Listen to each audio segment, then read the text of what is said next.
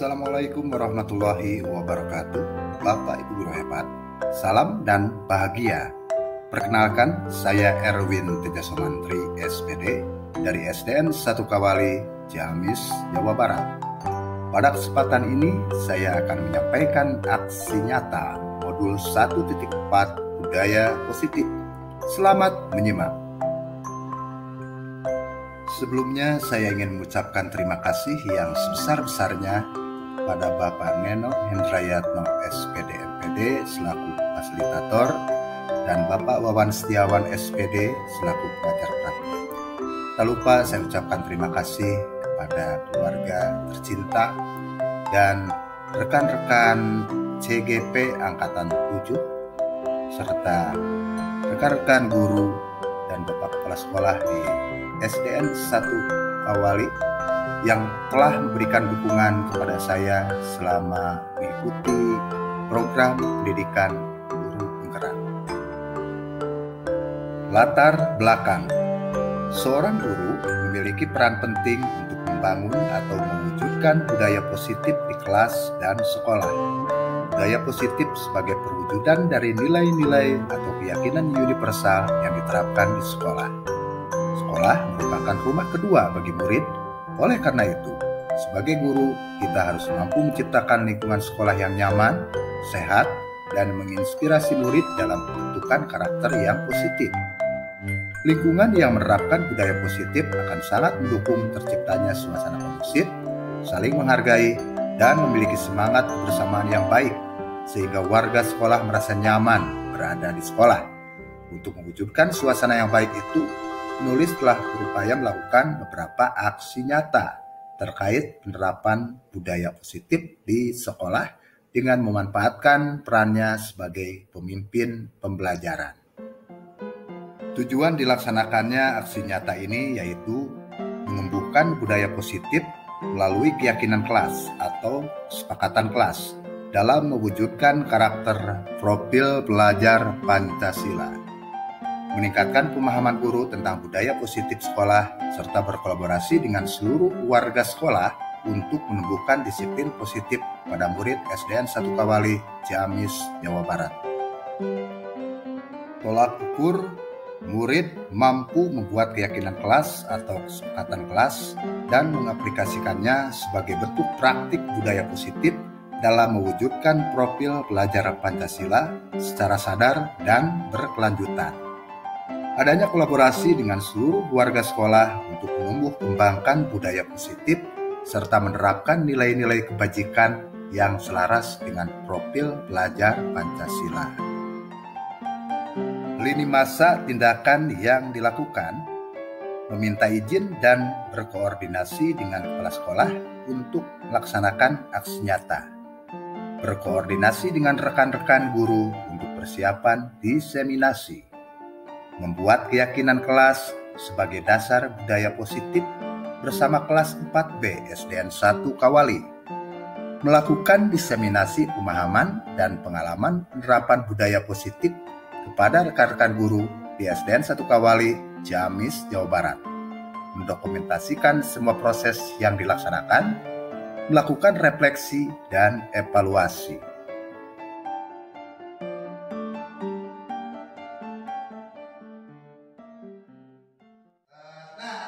Hari ini kita akan mempelajari tentang menumbuhkan budaya positif dengan keyakinan kelas, yaitu di kelas 4B SDN 1 Kawali. Nah, budaya positif ini adalah sesuatu hal yang diimpikan, yang dicita-citakan oleh kita. Bahkan bukan oleh kita saja, tapi oleh seluruh dunia, seluruh sekolah, negara, bangsa. Budaya positif ini adalah kebiasaan-kebiasaan yang perlu kita ciptakan, atau kita lakukan dalam kehidupan sehari-hari. Budaya ini nantinya akan berkembang menjadi suatu peradaban yang membuat dunia semakin ceria, semakin bahagia, semakin maju. Berangkat dari budaya positif. Positif ini sesuatu hal yang baik atau baik? Baik. Suatu hal yang Negatif itu biasanya negatif dengan kiri ya. Sebelah kiri, kalau positif kanan. Nah, sekarang apa hubungannya dengan budaya positif dengan keyakinan kelas?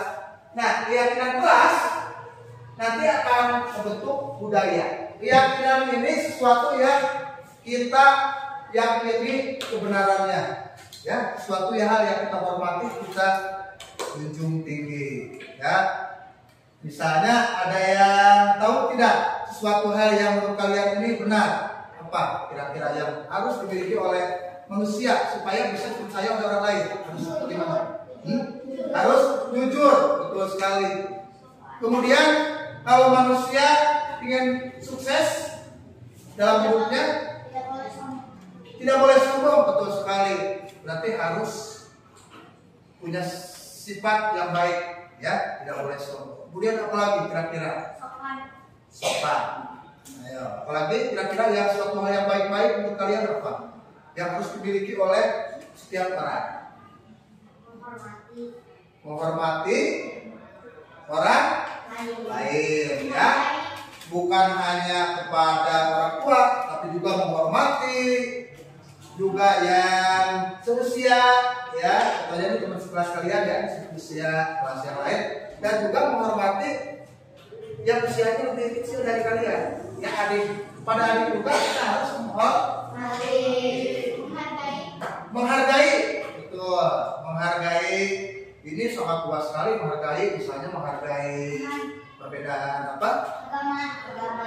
Agama, perbedaan fisik, dan lain-lain. Ya, bisa? Kira-kira bisa jelas ya? Dengan apa yang Bapak sampaikan, kira-kira ini suatu yang perlu kita bangun, kita ciptakan, supaya kelas kita menjadi kelas yang budaya yang kita cita-citakan bersama. Bagaimana, siap kalian untuk membuat keyakinan kelas? Oke. Nah, Bapak akan membagikan, ini namanya kertas warna ya, kertas warna. Bapak akan bagikan kepada jemaah. Nah, silakan kalian menuliskan apa yang kalian inginkan, suatu hal yang positif, yang baik yang ada di kelas kita. Ya, silakan ditulis, kemudian diberi nama dan ditanda tangani. Oke.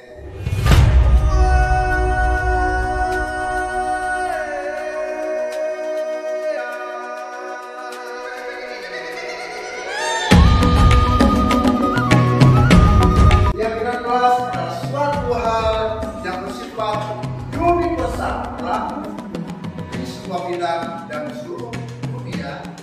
Suatu hal yang kita yakini benar, yang kita yakini perlu atau sangat baik kita terapkan dalam kehidupan kita sehari-hari.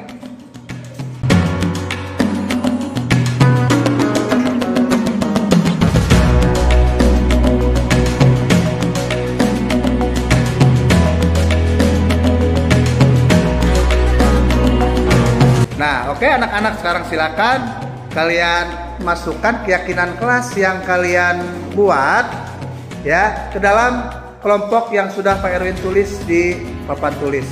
Nah, silakan kalian ke depan, kemudian tempelkan keyakinan kelas yang kalian buat agar bisa dilihat juga oleh teman-teman yang lain. Silakan, mau siapa dulu boleh. Mengandung nilai kejujuran.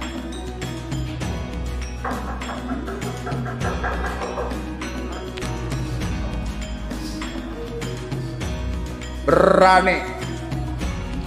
Oke, mantap ya, berani. Coba kita lihat bagaimana isinya kata-kata. Untuk semua siswa maupun siswi harus punya rasa berani saat belajar maupun tidak belajar di sekolah maupun di luar sekolah, misalnya saat presentasi ataupun di bidang yang lain. Kita harus percaya diri terhadap kemampuan diri sendiri, karena dengan percaya diri berani akan menimbulkan keberhasilan. Wih, luar biasa, mantap. Saling menolong dan rendah hati. Oke, bagus. Iya, mantap. Yandra, kelas kita ingin bersih dan layak untuk ditempati. Oh, Kiandra juga ada keyakinan yang lain ya. Kita sama teman harus menolong dan harus menghormati dan jujur dan jangan memilih teman. Bagus sekali. Ditandatangani ya oleh Kiandra ya.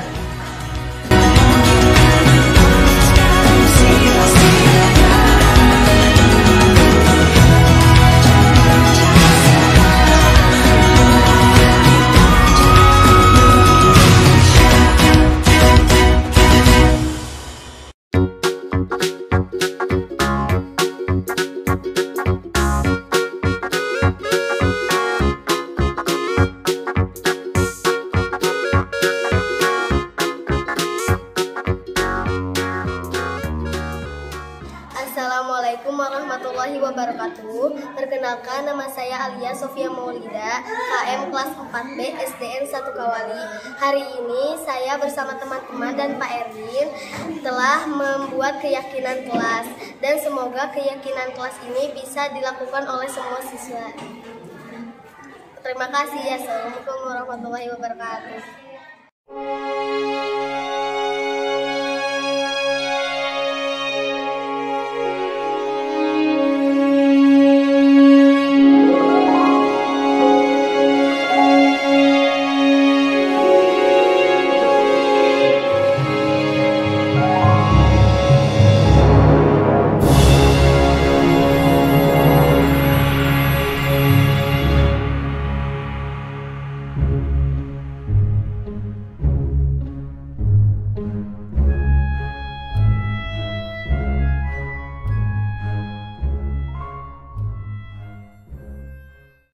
Assalamualaikum warahmatullahi wabarakatuh. Alhamdulillah wa syukurillah. Assalatu wassalamu ala Rasulillah wa ala alihi wa ashabihi wa mawalah. Asyhadu an la ilaha illallah wahdahu la syarika lah wa asyhadu anna Muhammadan abduhu wa rasuluh. Rabbi shrah li sadri wa yassir li amri wahlul 'uqdatam min lisani yafqahu qawli. Ya Rabbi ya Ali, amma ba'du. Yang terhormat Bapak Kepala Sekolah SDN 1 Kawali, yang saya hormati Bapak-bapak, Ibu-ibu guru SDN 1 Kawali, hadirin yang berbahagia. Pertama-tama mari kita panjatkan puji syukur kepada Allah yang Maha Pengampun. Alhamdulillah berkat rahmatnya kita semua sudah bisa berkumpul di tempat yang berbahagia ini dalam acara diseminasi atau pengibasan budaya positif SDN 1 Kawali. Rahmat dan salam semoga selamanya tercurahkan kepada baginda Nabi Muhammad Sallallahu Alaihi Wasallam, tak lupa kepada keluarganya, kepada para sahabatnya, para tabi'atnya, dan semoga kita umatnya mendapatkan syafaat yang akhir. Amin ya Allah ya Rabbal Alamin. Hadirin yang berbahagia, mari kita buka acara ini dengan bacaan basmalah bersama-sama. Bismillahirrahmanirrahim. Acara selanjutnya yaitu menyanyikan lagu wajib Indonesia Raya. Hadirin dimohon berdiri.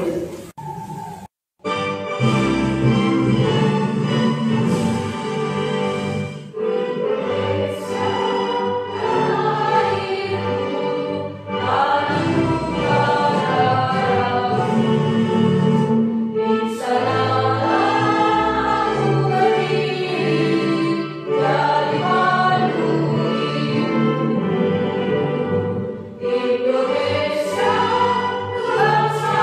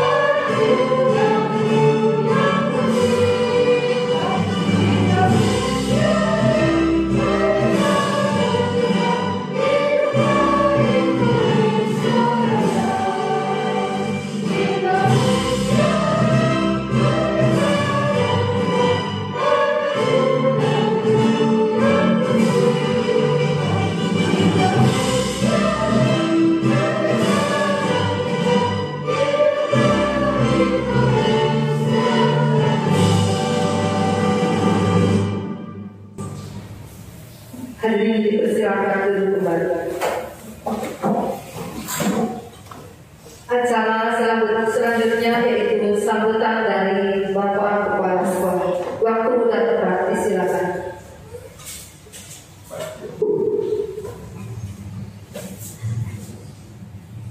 Assalamualaikum warahmatullahi wabarakatuh.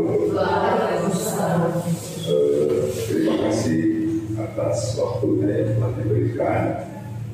Pertama-tama puji dan syukur kepada Allah Subhanahu wa Ta'ala di dalam pagi hari ini kita bisa berkumpul bersilaturahmi untuk mengikuti sebagian rangkaian dari kurikulum Merdeka Belajar, yaitu aksi nyata. Ya, pertama-tama saya ucapkan terima kasih di sekolah kita sudah ada seorang yang mulai bergerak masuk di guru penggerak. Mudah-mudahan berikutnya guru yang lain bisa mengikutinya. Nah, di sini ini satu momen yang sangat luar biasa, sangat momen yang bagus, di mana dikala diangkat guru P3K muncul berbarengan dengan kurikulum Merdeka. Jadi kita sebagai guru yang pertama mungkin yang masuk di era kurikulum Merdeka, kita nantinya jadi pelopor atau menjadi orang terdepan atau menjadi orang yang pertama mengenal kurikulum Merdeka. Selanjutnya, kalau tidak, saya nggak pernah membaca nih, lihat dari aksi nyata saja sudah luar biasa. Kalau aksi itu udah tahu semua itu aksi nyata begitu. Jadi di kurikulum ini memang bagian dari aksi nyata ini, bagian dari mungkin prosesnya melaksanakan kegiatan, terutama mungkin kegiatan Pak Erwin selama menghadapi modul-modul dihadapi lewat IT, lewat internet. Sekarang aksi nyatanya mana begitu. Tapi di hal ini untuk kemajuan lembaga SD 1 Kawali yang kita saling mengisi, saling menutupi kelemahan. Ya, yang bisa ini perbankan, yang bisa ini, jadi kita saling mengisi lah. Jadi mudah-mudahan nanti SD 1 Kawali bisa punya nama dengan penggunaan kurikulum Merdeka ini. Begitu Pak Emil. Sekian saja dari saya. Assalamualaikum warahmatullahi wabarakatuh. Waalaikumsalam. Bismillahirrahmanirrahim. Assalamualaikum warahmatullahi wabarakatuh. Yang terhormat Bapak Kepala SD 1 Kawali, yang saya hormati Bapak dan Ibu Guru SD 1 Kawali. Pertama-tama saya ucapkan terima kasih kepada Bapak Kepala Sekolah yang telah memberikan izin kepada saya untuk menyampaikan atau mengadakan kegiatan diseminasi atau pembahasan aksi nyata modul 1 IPA tentang budaya positif. Dan saya juga mengucapkan terima kasih kepada Bapak dan Guru yang meluangkan waktunya di sela-sela kesibukan kita sehari-hari, waktunya pulang, ya, waktunya beristirahat,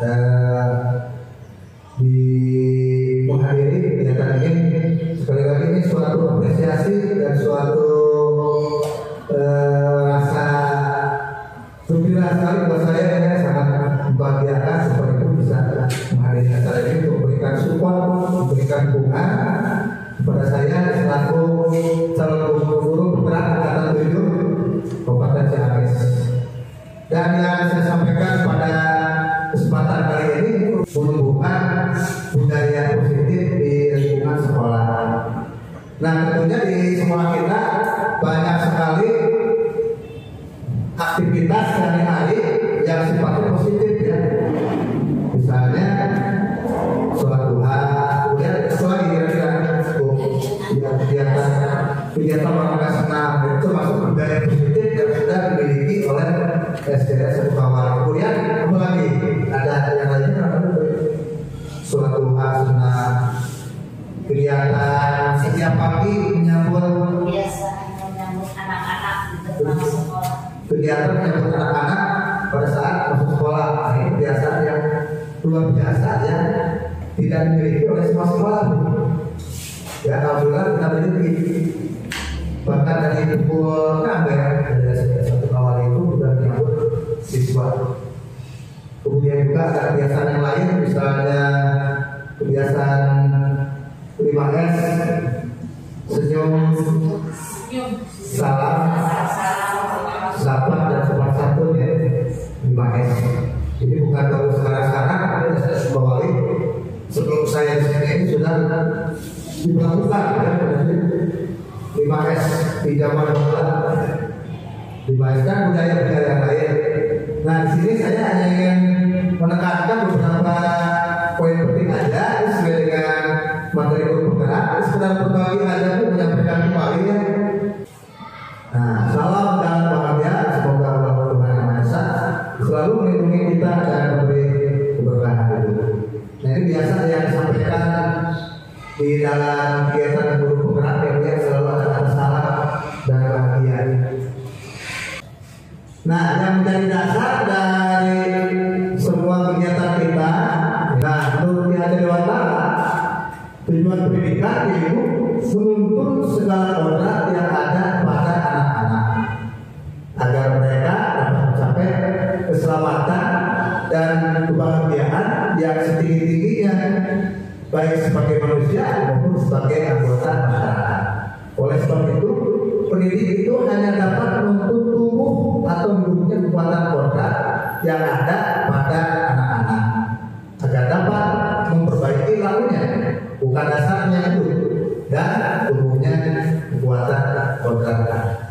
Nah, di sini ada yang menarik, Bapak Ibu ya, ada sebetulnya ada dua kata kunci di sini ya dalam tujuan pendidikan menurut konsep Ki Hajar Dewantara ya, bahwa yang dicari dalam kegiatan pendidikan, kegiatan pendidikan untuk pelajaran ini, yaitu mencapai keselamatan dan kebahagiaan.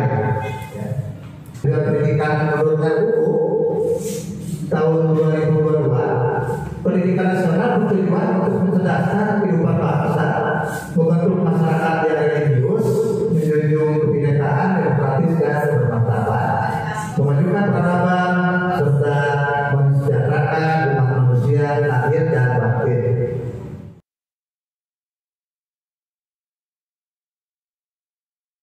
Nah, kemudian menginjak kepada materi budaya positif. Nah, budaya positif ini yaitu nilai dan kebiasaan di sekolah yang berpihak pada murid agar mereka dapat berkembang menjadi pribadi yang kritis, berhormat dan bertanggung jawab sesuai dengan profil pelajar Pancasila. Nah, ini profil pelajar Pancasila ini merupakan dimensi yang digaung-gaungkan atau dipiratakan dan dibiarkan dalam implementasi kurikulum merdeka.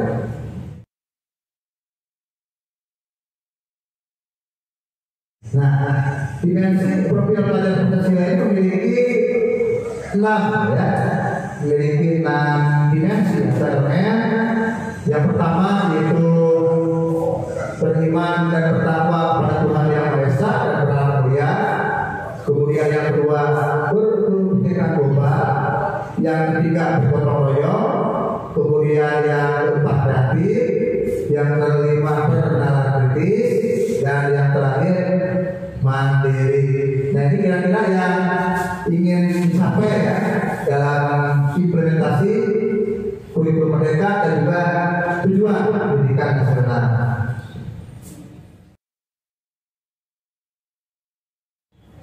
Nah, berikutnya untuk detail materi dari disiplin positif dan nilai-nilai kebijakan universal ya.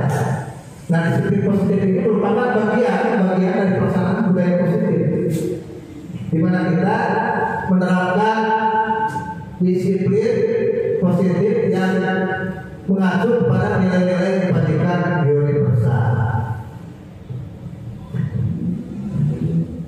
Nah, Bapak Ibu, dalam pelaksanaan budaya positif kita membutuhkan yang namanya perubahan paradigma atau mindset ya. Jadi dalam membangun budaya positif, sekolah dapat menyediakan lingkungan yang positif, aman dan nyaman agar siswa mampu berpikir, bertindak dan cipta dengan merdeka, mandiri dan bertanggung jawab. Selanjutnya disiplin juga sangat berkaitan dengan kontrol guru terhadap siswa. Nah, ini ada yang menarik Bapak Ibu ya, bahwa dalam membangun budaya positif yang selanjutnya diaplikasikan dalam disiplin ya, disiplin positif itu adanya kontrol ya, kontrol guru. Dan kita akan mencoba di sini melatih bahwa kita memiliki kontrol ya, terhadap apa yang kita lakukan, baik itu di kelas, kemudian di dalam kegiatan pelajaran, ya, maupun dalam kehidupan Bapak Ibu sederhana. Nah, kita akan mencoba bermain ya Bapak Ibu ya, bermain kontrol-kontrolan. Ya. Silakan Bapak Ibu kepalkan tangan ya, bayangkan Bapak Ibu memiliki sesuatu yang sangat penting ya dan berharga yang Bapak Ibu lupa. Dan saya akan coba nanti memaksa ya atau merayu ya membujuk Bapak Ibu supaya Bapak Ibu membuka lapangan tersebut ya. Siap Bapak Ibu ya? Ya silakan buka, pegang anggap itu rahasia, entah itu rahasia suami ya, anak atau tetangga bapak ya. Kita mulai dari Bu Siska. Bu Siska boleh nggak saya minta ya? Bu Yuni, Bu Siska, ini Bu Yuni ya. Mohon maaf, Bu Yuni, boleh nggak diminta yang ada di tangan Ibu? Enggak, betul, tidak mau murid ya. Jadi nanti saya tukar dari partner, saya kasih dia. Ya. Nah, Bu Yuni ini sudah saya tolong ya.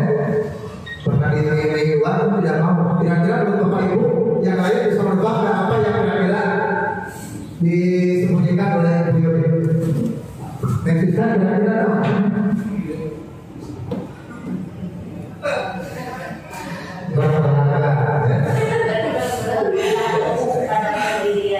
Bergantung pada pendirian.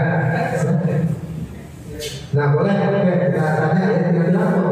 Bayar yang sedang buka. Anak sih. Oh, memegang anak ya? Iya. Memegang anak. Nah, kita jangan bayangkan anaknya bisa dikepok ya. Tapi Bu Yuni memegang sesuatu yang sangat berharga. Keluarga itu anak. Yang anak itu tidak akan diberikan kepada siapapun walaupun dengan uang miliaran. Nah, sekarang Ibu Pusat, ya Bu Pusat, ini boleh nggak Bu saya ya? Nggak boleh bukan ya? Nanti kalau tidak mau ngasih, nanti Bu Pusat itu akan saya pukul. Gimana ya? Kalau saya pukul akan saya bicara. Nah, Bu Pusat begitu saya minta buka ya, siap menanggung berbagai resiko ya. Itu akan saya pukul, saya siksa ya, bahkan dilaporkan polisi. Jadi sekarang semakin saya dilatih, apakah Ibu yakin tidak mau itu saya tukar dengan motor saya? Tidak. Nah, kira-kira apa yang sembunyikan Bu Pusat ya, kepala tangan?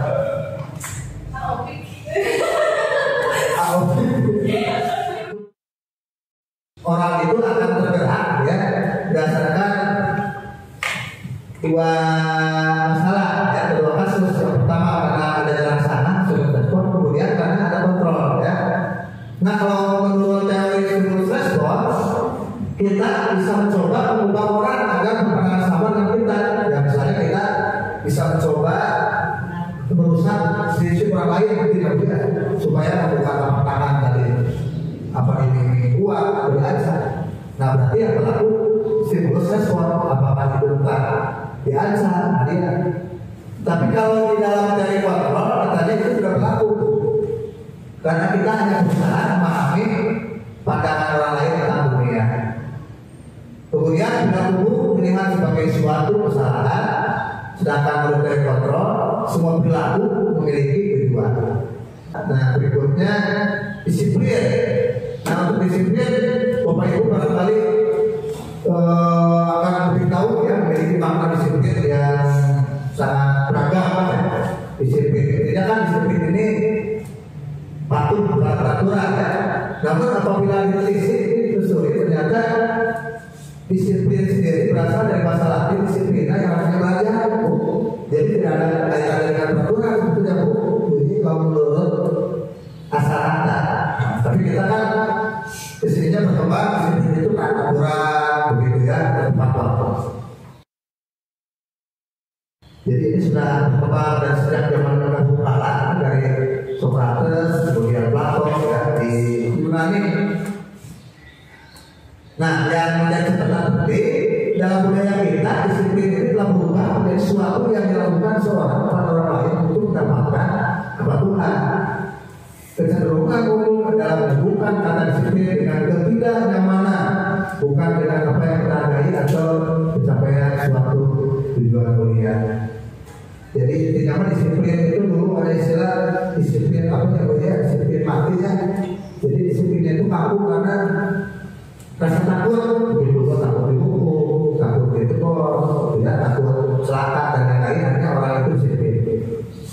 Nah, budaya positif ini Bapak Ibu pada dasarnya dilaksanakan dalam rangka memenuhi kebutuhan dasar manusia yang terdiri ada 5 ya menurut teori dari William Glasser ya, seorang pakar psikologi dari Amerika.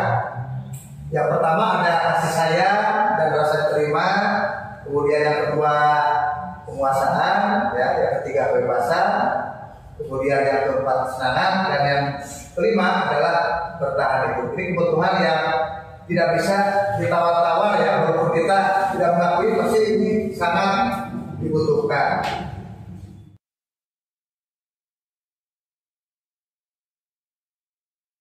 Nah berikutnya Bapak Ibu, ini saya ingin menyampaikan juga mengenai motivasi, hukuman, konsekuensi dan restitusi.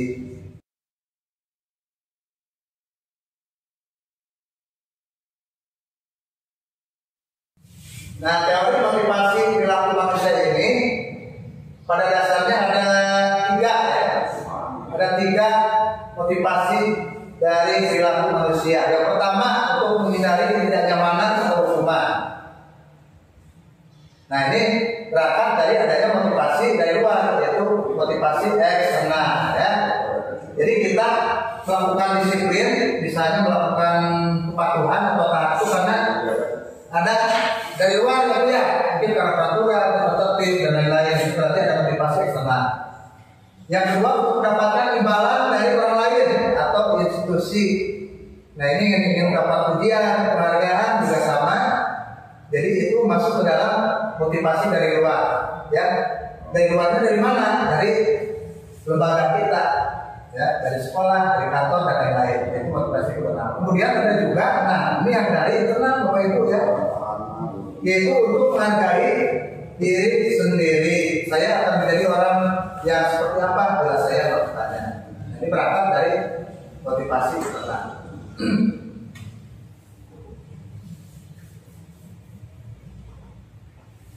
Dan berikutnya berkaitan dengan hukuman atau konsekuensi, Bapak Ibu. Biasanya kita sedikit pembelit ya antara hukuman dengan konsekuensi, Bapak Ibu ya. Ini padahal ini ada dua hal yang berbeda ya. Namun kadang-kadang ini tujuannya sama. Nah, kalau hukuman itu sifatnya kira-kira ikhlas atau memaksa, Bu Siska? Kalau hukumannya, hukuman ya, hukuman mah itu orang harus patuh ya, harus patuh, jadi memaksa ya. Kalau konsekuensi, khususnya konsekuensi mah itu mah keharusan dari sana ya, gitu ya. Jadi sebetulnya tidak memaksa ya, tapi tetap harus dilaksanakan gitu konsekuensi. Nah, jadi konsekuensi itu berangkat dari kesadaran masing-masing ya. Misalnya kalau kita tidak punya uang, ya konsekuensinya mungkin tidak bisa jajan ya, tidak bisa beli kuota dan lain-lain, itu konsekuensi. Nah, ini kira-kira beberapa poin ini akan kita coba ya, apakah ini termasuk hukuman atau konsekuensi ya. Nah, misalnya tindakan buruk, mencatat 100 kali di dalam buku kalimat, saya tidak akan terlambat lagi karena terlambat ke sekolah. Nah, ini kira-kira hukuman atau konsekuensi? Hukuman ya. Ya, setuju hukuman ya. Kemudian ada lagi yang tindakan buruk yang kedua ya, terhadap siswanya, dia melakukan ya, meminta siswa untuk lari mengelilingi lapangan basket 2 kali karena terlambat lagi di sekolah. Nah, ini kira-kira hukuman atau konsekuensi? Karena disuruh lari, hukuman ya, oke. Kemudian berikutnya, murid diminta untuk usaha 15 kali karena tidak menggunakan masker, hukuman. Nah, kemudian yang tindakan yang keempat, menggantikan kertas tugas teman yang telah dicoret-coret. Nah, konsekuensi ya, itu memang benar tentunya, karena sadarnya dia ada konsekuensi Mbak. Artinya anak itu memang harus bertanggung jawab, menggantikan kertas tugas teman yang telah dicoret. Kemudian membersihkan tumpahan air di meja tulis karena tersenggol pada saat belajar. Konsekuensi betul sekali ya. Murid disuruh untuk mengenakan sepatu seharian sekolah karena tidak mengenakan sepatu hitam. Hukuman. Oh iya, murid disuruh ya, kata disuruh mengenakan sepatu seharian. Kemudian lari mengelilingi lapangan basket 2 kali karena terlambat 10 menit untuk pelajaran PJOK. Ini juga hukuman. Sekarang kita cek jawabannya apakah betul atau tidak. Ya, silakan telepon. Iya, oke ya. Berarti sudah betul ya, Bu ya. Semua jawaban yang tadi kita berikan ya. Hukuman, konsekuensi, konsekuensi. Nah, kemudian ternyata selain hukuman dan konsekuensi, ada lagi istilah yang sekarang ini sedang berusaha di Bapak Ibu ya dalam kurikulum merdeka, yaitu adanya restitusi, yaitu proses menciptakan kondisi bagi murid untuk memperbaiki kesalahan mereka sehingga mereka bisa kembali pada kelompok mereka dengan karakter yang lebih kuat. Nah, jadi intinya restitusi ini Bapak Ibu ya mencoba untuk tidak memberikan hukuman ataupun konsekuensi dalam menyelesaikan masalah. Jadi murid sendiri yang mencari solusinya ya. Di rumah kita hanya sebagai minangkabau tempat curhat begitu ya.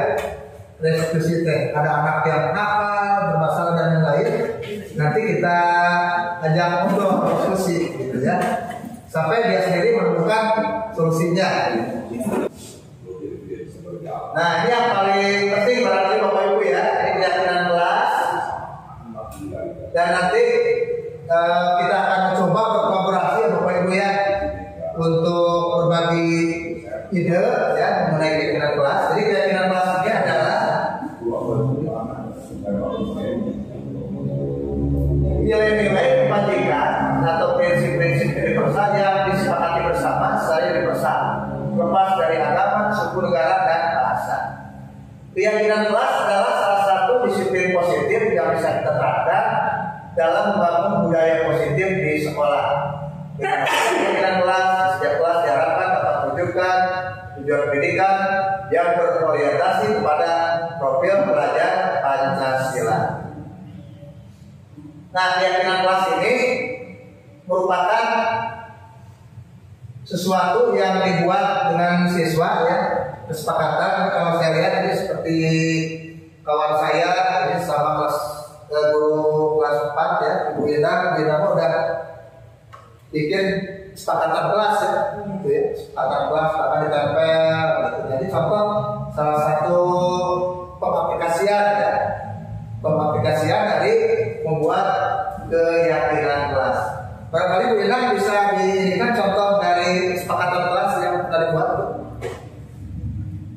Salah satunya mungkin kalau dari kesepakatan kelas itu siswa semua berembuk ya memusyawarahkan hal-hal selama 2 semester yang akan datang yang disepakati oleh bersama. Salah satunya adalah dengan mengumpulkan uang kas per minggu sebanyak Rp1.000 per orang. Iya, jadi ada kesepakatan dan itu bukan karena Ibu Ina paksa ya. Iya, karena itu merupakan musyawarah dari masing-masing siswa. Kemudian berbicara sopan di dalam kelas, kemudian datang tepat waktu dan lain sebagainya. Wah, luar biasa. Nih, tepuk tangan dulu dong untuk Bu Ina.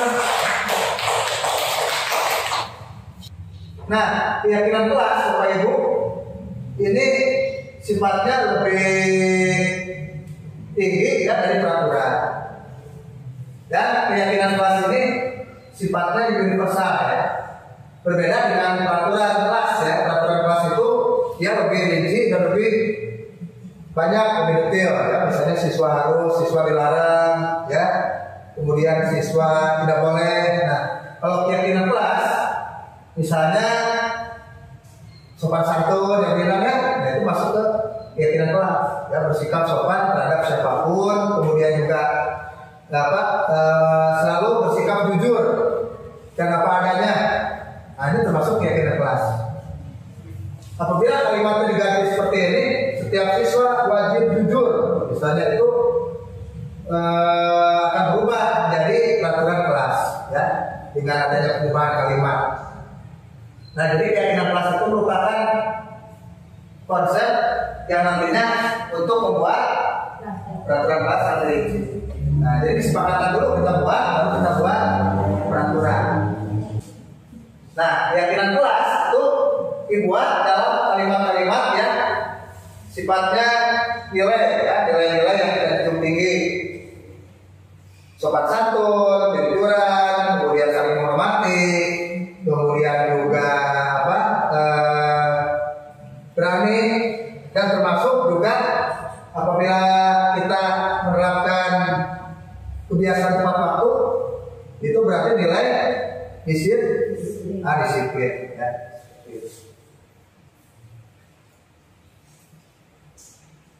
Nah, ini contohnya ya Bapak Ibu ya. Contoh kalau peraturan selalu kembalikan buku ke tempatnya, nah, itu berarti peraturan. Kalau keyakinan kelas itu tanggung jawab ya. Tanggung jawab di sini yaitu kaitannya dengan kembalikan buku ya. Kemudian dilarang mengganggu orang lain. Apabila dirubah menjadi keyakinan kelas itu cukup dengan kalimat menghormati orang lain. Hadir di sekolah 15 menit sebelum belajar dimulai, berarti menghormati orang lain berkomitmen. Kemudian kita beralih ke 5 posisi kontrol guru. Saya akan menyampaikan mengenai 5 posisi kontrol ya, dalam rangka membangun budaya positif maupun disiplin positif. Kita perlu memahami posisi kita sebagai seorang guru. Nah, berdasarkan teorinya 5 posisi kontrol ini, kalau kita lihat ya, seorang guru ini memiliki 5 posisi kontrol. Yang saya beri tanda merah, yang pertama, guru ini dia sebagai penghukum ya, dengan detail-detail rincian yang ada di bawahnya ya. Kemudian guru juga bisa menjadi seorang membuat orang merasa bersalah. Nah, orang di sini maksudnya murid ya. Berikutnya guru juga bisa menjadi teman, ya, betul tidak? Teman, ya, guru ini. Kemudian juga bisa menjadi pemantau. Nah, yang paling ideal guru ini diharapkan bisa menjadi seorang manajer. Nah, segitiga dari institusi ini merupakan proses untuk menciptakan kondisi bagi murid untuk memperbaiki kesalahan mereka, sehingga mereka bisa kembali pada kelompok mereka dengan karakter yang lebih kuat. Ini menurut seorang ilmuwan, ya, pakar pendidikan, itu bosnya tahun 2004. Restitusi membantu murid menjadi lebih memiliki tujuan, lebih positif, serta memulihkan dirinya setelah berbuat salah. Restitusi membantu murid jujur pada diri sendiri dan mengevaluasi dampak dari kesalahan yang dilakukan. Dan yang terakhir, restitusi memberikan penawaran, bukan paksaan. Yaitu yang pertama ada menstabilkan identitas. Yang paling dasar yang harus dilakukan guru, ya, menstabilkan identitas murid yang bermasalah. Yang kedua, memvalidasi kebutuhan. Yang ketiga, menanyakan keyakinan. Dari sekian pemaparan yang telah dipresentasikan oleh Pak Erwin, saya mau bertanya beberapa hal, di antaranya tentang kurikulum merdeka. Yang pertama, apa dampak kurikulum merdeka selain dari dampak positif bagi anak-anak, bagi guru dan bagi orang tua? Yang kedua, mengapa kita melakukan kurikulum merdeka? Apakah kurikulum yang dulu juga bagus? Tadi KTSP, saya lihat di medsos itu KTSP lebih bagus seperti Indonesia. Sama seperti kenapa saya juga KTSP lebih bagus. Mungkin sekian saja. Assalamualaikum warahmatullahi wabarakatuh. Ini pertanyaan yang luar biasa dari Pak Es. Dan ini kaitannya dengan mengapa kurikulum berubah, ya. Jadi kenapa kurikulum merdeka, ya, kenapa tidak kurikulum saja kurikulum 2013 atau kembali lagi ke KTSP, ya, yang sudah teruji tidak terlalu banyak masalah, begitu tidak ada problem dibandingkan dengan kurikulum merdeka. Nah, kurikulum merdeka ini sebetulnya mencoba eksplorasi, ya Bapak Ibu, ya, menerapkan kembali kurikulum-kurikulum yang pernah digunakan di Indonesia. Jadi ini sebagai bentuk katakanlah revisi, barangkali ya, revisi, kemudian penyempurnaan.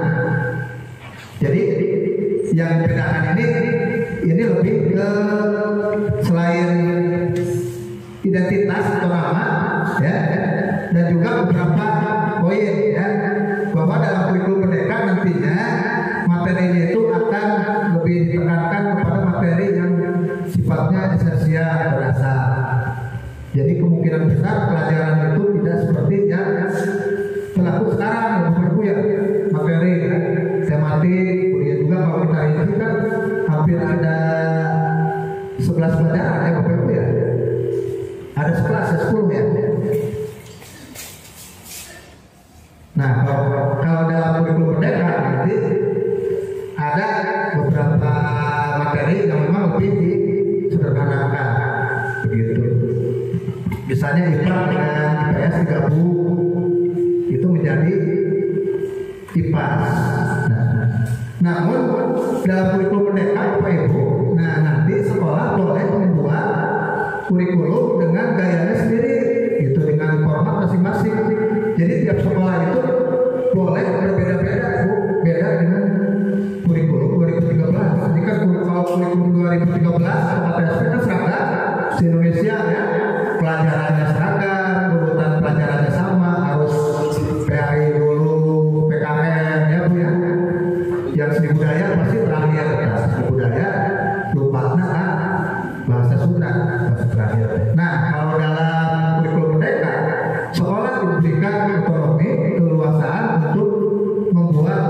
kurikulum secara mandiri, dan kemudian juga menyederhanakan pelajaran, begitu ya, berbeda dengan kurikulum sebelumnya.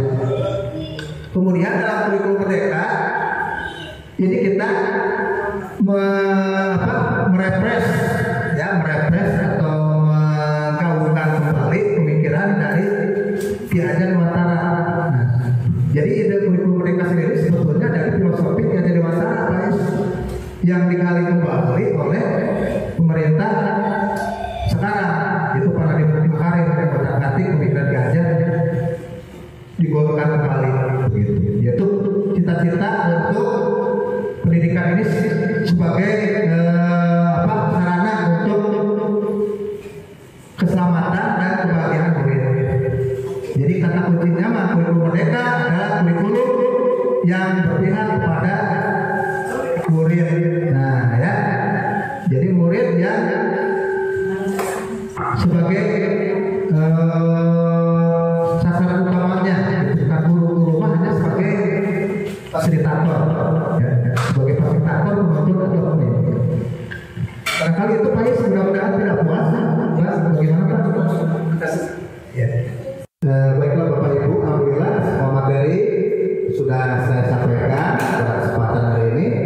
Mudah-mudahan bermanfaat dan dalam waktu dekat kita bisa melakukan kolaborasi untuk melaksanakan kegiatan budaya positif di SDN 1 Kawali yang tercinta. Dan mudah-mudahan budaya positif ini akan menjadi salah satu target utama, ya, target utama dari SDN 1 Kawali yang nantinya bisa mewujudkan profil pelajar Pancasila. Demikian materi saya.